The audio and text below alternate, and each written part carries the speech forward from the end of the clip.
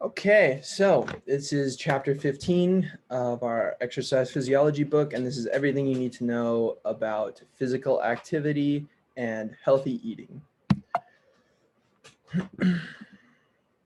So, over the years, over the centuries, life has gotten easier and it's much easier to live long and prosper, basically. But people still find ways to die young. Why is that? Well, believe it or not, the leading causes of death worldwide are still health problems related to lifestyle choices. So that's like things like diseases and stuff and cancer. Over the centuries, day to day life has become less and less physically demanding, and people have become more sedentary because of this, because we don't have to do as much stuff. We don't have to go out and hunt for our food and things like that. But the bottom line is that unhealthy fast food has become the most easily attainable caloric source in most parts of the world. So this is things like, going down to the KFC or the McDonald's or whatever to get your food instead of getting healthy food. Um, and this can lead to a really unhealthy blood lipid profile, and it can also lead to a condition called dyslipidemia.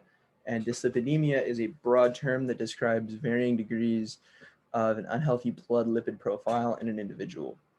So that just basically is all complicated jargon, all to say that people with dyslipidemia have too much fat, too many fatty triglycerides in their body.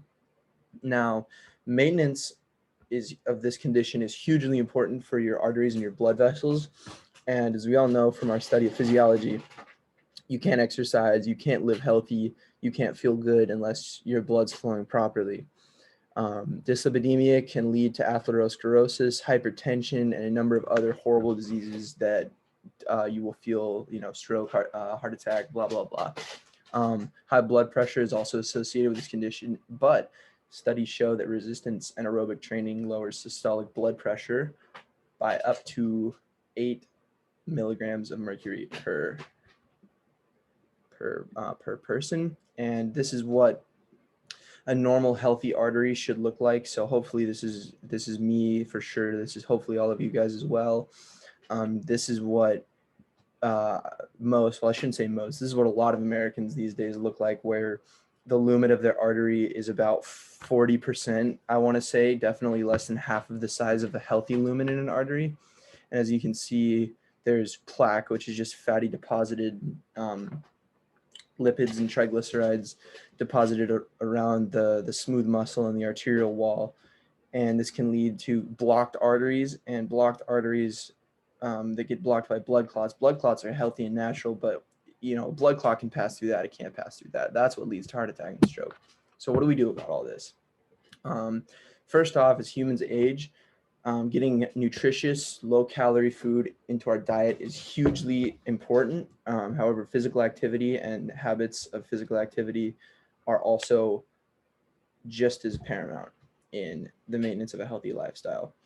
Now, the benefits of physical activity like this include lower rates of all-cause mortality. So that just means it's harder for your body to kill itself with these diseases that I've discussed and more, like diabetes, cancer. The list goes on. Um, Lowers your risk for cardiovascular disease and coronary heart disease. Those are pretty self-explanatory. It improves your ability to manage your weight without you even like thinking about it, because you just lose weight easier when your metabolism is going quicker. It's pretty simple. It improves your cardiometabolic health. It lowers your risk of many types of terminal cancer, and it promotes the preservation of bone and muscular health, which is really imperative, especially as we age. But I think the most important is the improvement in brain health that we see in people who exercise regularly. Because if your brain is healthy, then then you then you will live happily no matter what, I think, except for some conditions.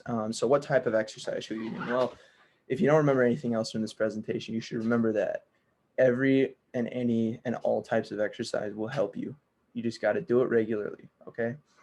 Resistance training, weight training, aerobic training, anaerobic training, it doesn't matter. Just get out there and move, right?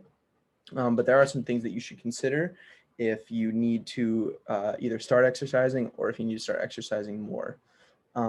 You should move more and sit less. Sedentary lifestyle, like sitting in an office for 8 hours a day, not good for you at all. So stop doing that before it's too late. You should try and aim for at least 130 to 300 minutes of moderate to high intensity exercise a week. That equates to about 20 to 40 minutes a day for a 7-day week. I don't know how long your weeks are, but those are mine. I would say 30 minutes or more is a good rule, because 20 minutes is not going to cut it unless you're just starting out. But just also remember that the more the merrier, just more the merrier, across all walks of exercise. That goes for variety of exercise. That goes for the volume. That's the most important, is the volume. The more the merrier. 300 minutes should really be the baseline. It shouldn't be 130. 300 or above is great.